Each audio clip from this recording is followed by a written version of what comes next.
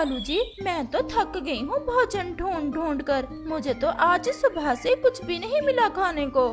जब से चोरियां छोड़ी हैं, हम तो भूखे ही मर रहे हैं। कालू जी, अब हम चोरी अच्छे से करेंगे और पकड़े भी नहीं जाएंगे। किसी को क्या पता चलेगा कि सब पक्षियों का भोजन कौन चुरा रहा है। और अब तो सब पक्षी हमें अच्छे और सच्चे कौवे समझते हैं। तो फिर चलो कालू जी, आप कबूतर के घोंसले की सफाई करो सबसे पहले। कबूतर नदी की दिशा में गया है, मैं जाकर कबूतर को बातों में लगाती हूँ। ये ठीक है, ऐसे तो हम पकड़े भी नहीं जाएंगे। कालू जी, कबूतर का भोजन चोरी करके अपने घोंसले में रखने के बाद तुम नदी पर ही आ जाना।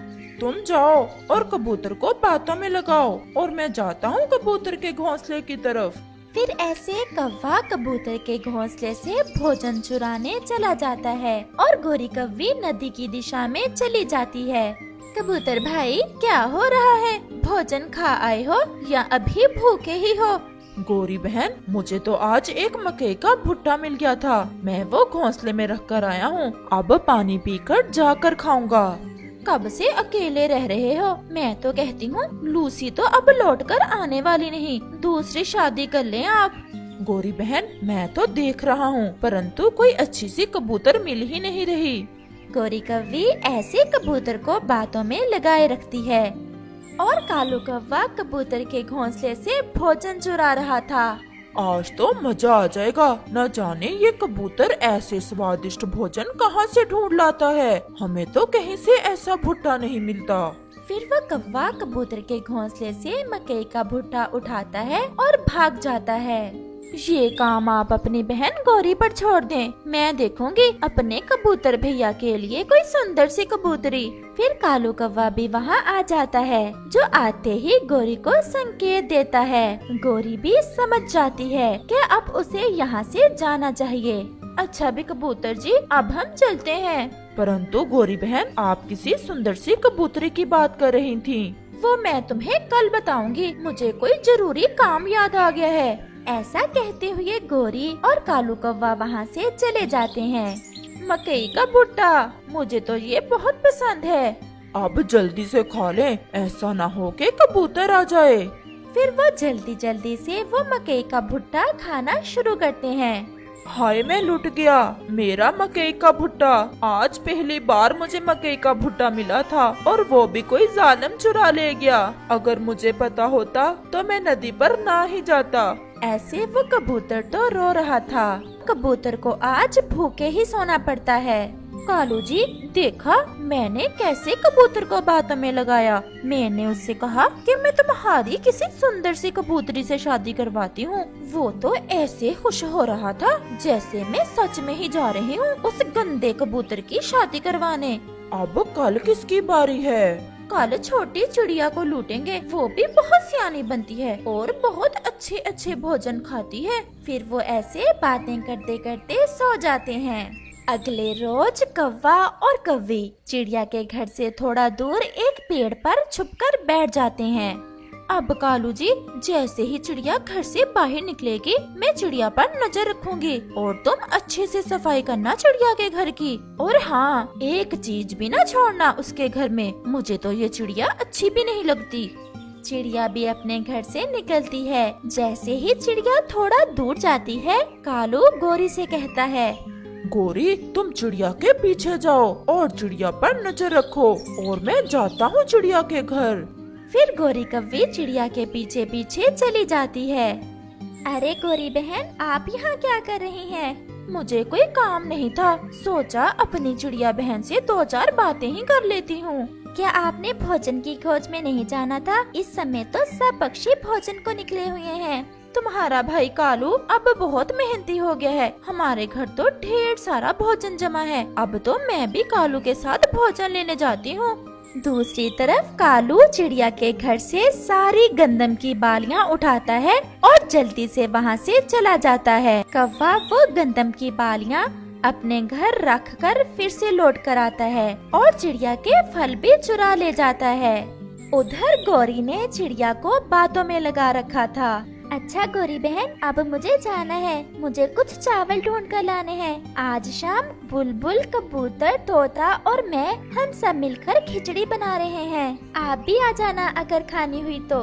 ऐसा कहते हुए चिड़िया वहाँ से चली जाती है। खिचड़ी कैसे बनाओगी चिड़िया? तुम्हारे घर में तो कुछ छोड़ा ही नहीं होगा मेरे कालू जी ने। चिड़िया, आप कहाँ थी? हम सब आपको ढूंढ रहे थे। क्या हुआ तोते भैया, आप क्यों इतने घबराए हुए हो? और कबूतर भैया, आप क्यों रो रहे हो? चिड़िया बहन, ये रोए ना तो और क्या करे। बहुत मुश्किल से मकई का भुट्टा ढूंढ कर लाया था। किसी चोर ने चुरा लिया इसका मकई का भुट्टा। और मेरे घर से मीठे मीठे फूल भी चुरा लिए हैं। मैं तो वो मीठे फूल खिचड़ी में डालने के लिए लाई थी। मैं नहीं छोड़ूंगा उस चोर को। मुझे तो कालू कव्वे और गोरी कव्वी पर शक है।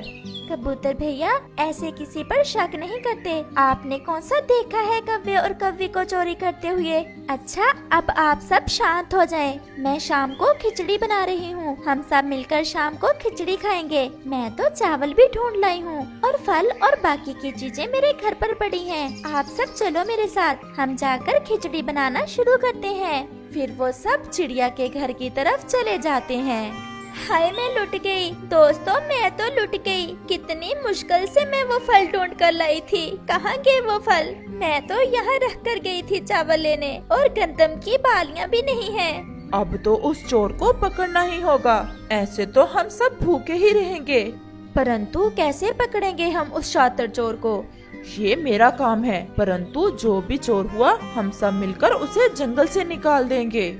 दूसरे रोज कबूतर पहाड़ों पर जाता है। वहाँ से वो काले फूल लेता है, जिनका रस पीने से पक्षियों को पोटियाँ लग जाती हैं। कबूतर वो फूल लेकर अपने घोंसले में जाता है। तोता भी कबूतर के पास आता है। कबूतर जी, मैं ये आम ले आया हूँ, अब क्या करना है? मैं इस आम पर काले फूलों का रस निचोड़ता हूँ, और आप गोरी और कालू से कहो कि मैं और कबूतर पहाड़ों पर जा रहे हैं। शाम को लौटेंगे, फिर देखना मैं कैसे पकड़ता हूँ उन चोरों को। ऐसे तोता कालू और गोरी की तरफ चला जाता है। गोरी कव्वी और कालू कव्वे, मैं और कबूतर तो जा रहे हैं पहाड़ों की तरफ। वहाँ मीठे मीठे अंगूर हैं। अगर जाना है साथ तो चलो। जाओ जाओ, तुम ही जाओ। वहाँ हमने कभी देखे नहीं अंगूर, और हमारा अब सोने का समय है। हमारी नींद न खराब करो। तोता वहाँ से चला जाता है।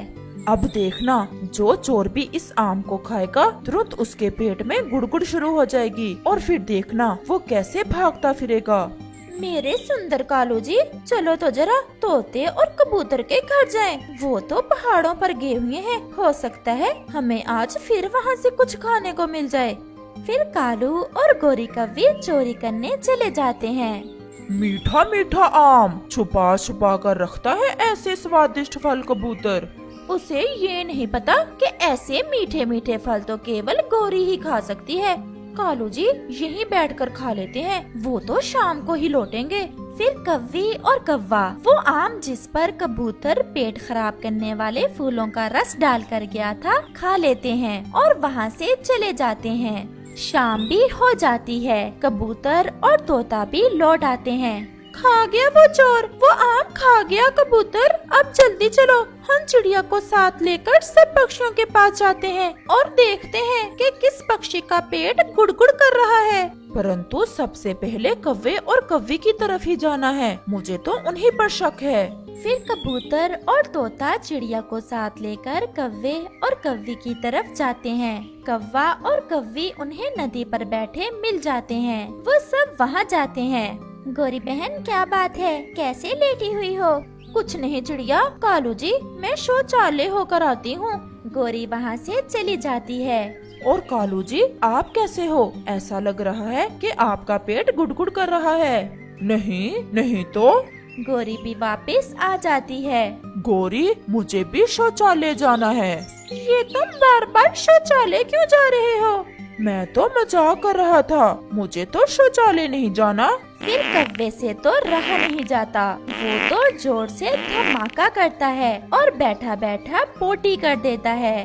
कालू जी, ये क्या खा लिया हमने? मैं तो कहती हूँ हम जाकर शौचालय के अंदर ही सो जाते हैं। मैं भी बहुत जोर से रो के बैठी हूँ। सच बता दो तो मैं ठीक कर सकता हूँ तुम्हें, मेरे पास इसकी दवा है। कबूतर, तुम्हारा आम चुराया था, परंतु जो सजा हमें मिल रही है वही बहुत है। अब हमें मारना ना, हमें दवा दे दो।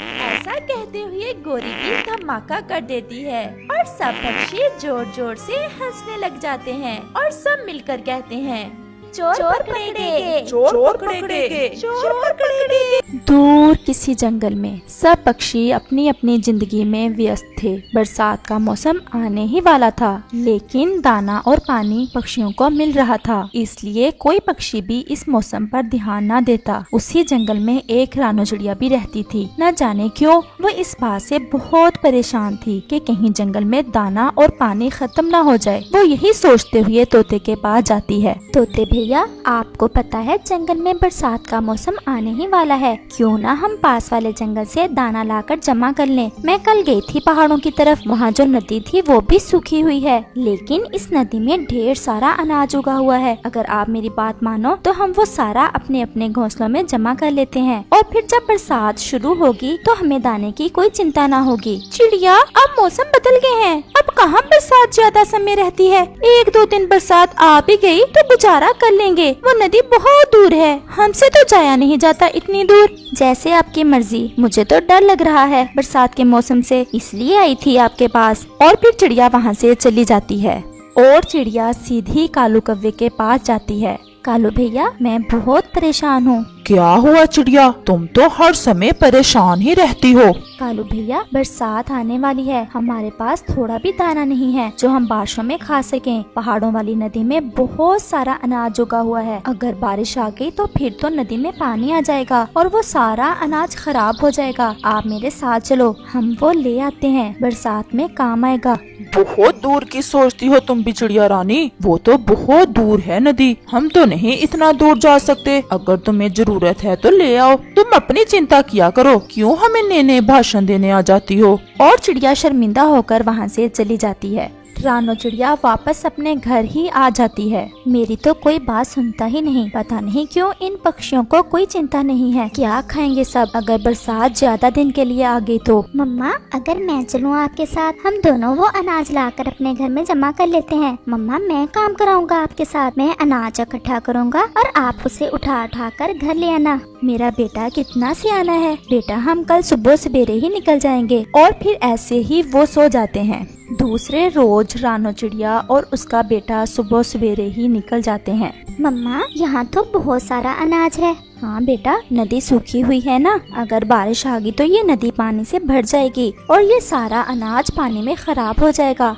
और फिर वो इस अनाज को इकट्ठा करते हैं। मम्मा, आप ये घर छोड़ आओ और मैं आपके वापस आने तक और इकट्ठा करता हूँ। हाँ बेटा, मैं जाती हूँ। और फिर चिड़िया अपनी चोंच में अनाज की गठरी लिए वापस जाती है और उसका बेटा और अनाज इकट्ठा करने लग जाता है। चिड़िया हो गई पागल, चिड़िया हो गई पागल, बरसात अभी आई नहीं और तैयारी ऐसे कर रही है जैसे शाम को ही बरसात शुरू हो जाएगी। चिड़िया कौवे की बात सुनी अनसुनी करते हुए आगे गुजर जाती है। घोंसले में अनाज रखकर जब चिड़िया वापस आती है तो कौवा वहीं बैठा हुआ था। कौवे भैया, आ जाओ, अगर जाना है तो, बहुत सारा अनाज है वहाँ, अगर बारिश आ गई तो तुम भूख से मरोगे और वो सारा अनाज पानी में खराब हो जाएगा। जाओ जाओ, तुम ही करो पहाड़ों की सैर, मुझको कोई जरूरत नहीं है। और चिड़िया फिर से उड़ जाती। मम्मा देखो, मैंने सारा अनाज एक जगह इकट्ठा कर लिया है, अब मैं भी आपके साथ उठाकर ले जाता हूँ। और फिर ऐसे वो माँ बेटा वो सारे का सारा अनाज लेकर अपने घर आ जाते हैं। और फिर ऐसे ही दिन और रात गुजरते गए। फिर एक दिन सुबह सवेरे ही आसमान पर काली घटाएं छा गईं और ऐसे लगने लगा जैसे दिन में ही रात हो गई हो। और फिर जोर की बारिश शुरू हो गई। मम्मा, बारिश कितनी अच्छी लग रही है। हाँ मेरी जान, अब मुझे कोई चिंता नहीं है इस बरसात की। और ये बारिश भी फिर ही अच्छी लगती है अगर घर में कुछ खाने को हो तो।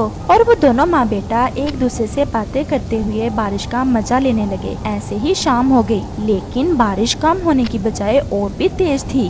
कालू, सबसे ज्यादा नकम्मे तुम हो जंगल में। अभी बारिश आज ही शुरू हुई है और हमारे पास एक दिन का भोजन भी नहीं है। चुप करके बैठ जाओ, तुम्हारा पेट है या कुआं? अभी सुबह खाए तो थे मकई के दाने। बारिश रुकेगी तो ला दूंगा तुम्हें कुछ ना कुछ खाने को। ऐसे मौसम में तो किसी का चोरी भी नहीं कर सकता। सब पक्षी अपने अपने घरों में बैठे हैं। और फिर सारी रात बारिश होने की वजह से हर तरफ पानी ही पानी जमा हो गया था। बहुत भूख लगी हुई है। अगर रानो चिड़िया की बात मानी होती तो आज मैं भी बरसात के मजे लेता। कल से कुछ नहीं खाया। ऐसे भूख से मरने से बेहतर है मैं बारिश में ही कहीं से दाना ढूंढ लाता हूँ। और तोता कव्वे के पास जाता है।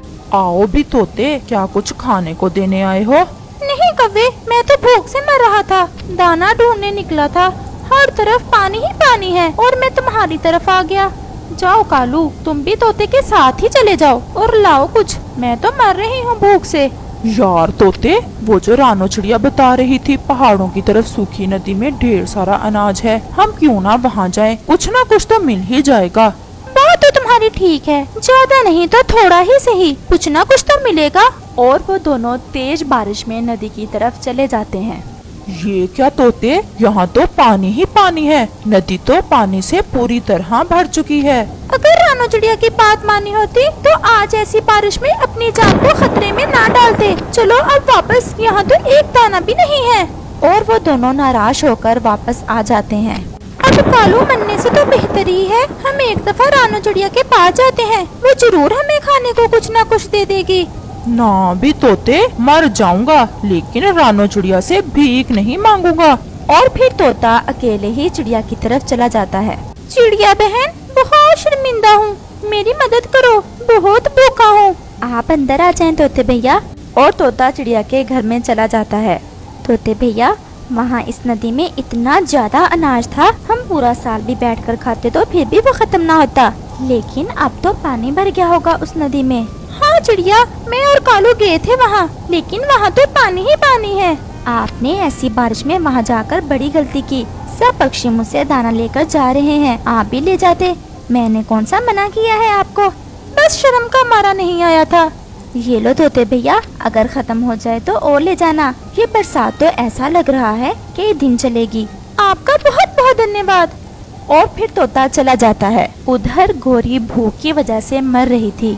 कालू, मैं सच कह रही हूँ, ऐसा लग रहा है मेरा शरीर हरकत नहीं कर रहा, कुछ करो। कालू अब अपनी अहंकार से हार मान चुका था और वो सीधा रानो चिड़िया की तरफ जाता है। रानो चिड़िया, घोरी ने भेजा है मुझे, वो मर रही है, कह रही है मेरी रानो चिड़िया से कुछ दाने ला दो खाने को, वो सच में मर जाएगी भूख से।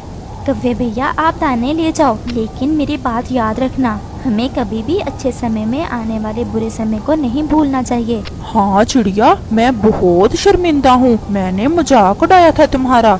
और फिर कालू कौवा चिड़िया से ढेर सारे दाने लेकर चला जाता है। लेकिन रानो चिड़िया ये बात भी अच्छे से जानती थी कि कालू कभी नहीं सुधरेगा। और फिर रानो चिड़िया सब पक्षियों की मदद